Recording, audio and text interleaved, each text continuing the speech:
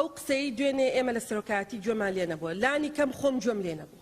دوای ئەوەی لە سەرەتای کۆبوونەوەی پەرلەماندا بێڕێزی و قسە نەشیاوەکانی پەرلەمانتارەکەی پارتی بووە جێی باسی پەرلەمانتاران، فراکسیۆنی کۆمەڵی دادگەری و 4 فراکسیۆنی دیکە و پەرلەمانتارانی سربەخۆ داوایان لە سەرۆکایەتی پەرلەمان کرد ڕێکاری شیاو لەگەڵ ئەو پەرلەمانتارە بگرنە بەر. بەڵام هەر لە سەرەتاوە سەرۆکی فراکسیۆنی پارتی حاشای لەوە کرد پەرلەمانتارەکەیان قسەی نەشیاوی کرد بێت.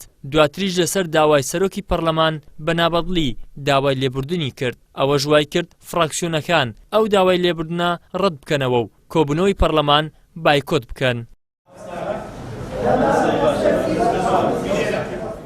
دواتر هەر یەک لە فراکسیۆنەکانی کۆمەڵی دادگەری و یەکگرتووی ئیسلامی و بزوتنەوەی گۆڕان و یەکەتی نیشتیمانی و نەوەی نوێ و ئازادی و پەرلەمانتارە سربەخۆکان یاداشتێکی هاوبەشیان ئاراستەی سەرۆکایەتی پەرلەمان کرد.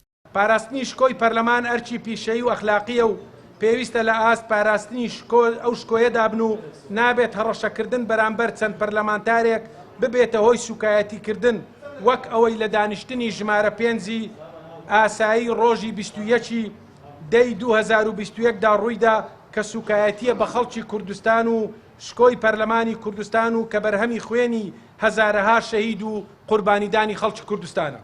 پەرلەمانتارانی کۆمەڵی دادگەری جەخت دەکەنەوە کە نابێت چیتر ڕێگە بە شکاندنی شکۆی پەرلەمان بدرێت کە نوێنەرایەتی خەڵکی کوردستان دەکات. لەو ڕۆژەوە ڕخنە لە دەستەی سەرۆکایەتی پەرلەمان و بەتایبەت سەرۆکی پەرلەمان دەگرن کە لە ئاست پاراستنی شکۆی پەرلەماندا نەبووە. هەروەها باز لەوە دەکەن ئەندامانی فراکسیۆنی پارتی بەدەر لەو قسە نەشیا و بێڕێزیە هێرشیان کردوتە سەر پەرلەمانتارانی ئۆپۆزیسیۆن و هەڕەشەیان لێکردوون.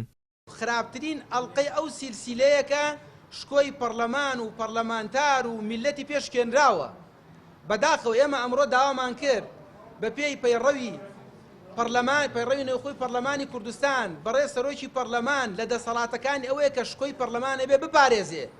بەداخەوە دەسەڵاتی خۆی بەکار نێنا دوای ئەم بابەتی خستوەتەوە ناو دەنگدان هەر ئەوانەی کە قسەکانیان کردو خۆیان دەنجیان داوەتەوە بەڕاست. بە نقطە نیزامی ڕخنەمان لە حکومڕانی و ئەدای حکومەتگرت لە کاتێکە فراکسیۆنی پارتی زۆر بە توندی دابارینە سەرمان و هێرشیان کردە سەر شوێنی دانیشتنی فراکسیۆنی ئۆپۆزیسیۆن و بە هەڕەشەوە یەک بە یەکمان پەنجەیانی ڕاوەشانین بەدەر لە زمان بڕین بەدەر لە بۆ نمونە هەندێک دەمتانەشکێنم هەندێک دەستەواژەی ناشرین و نامۆ.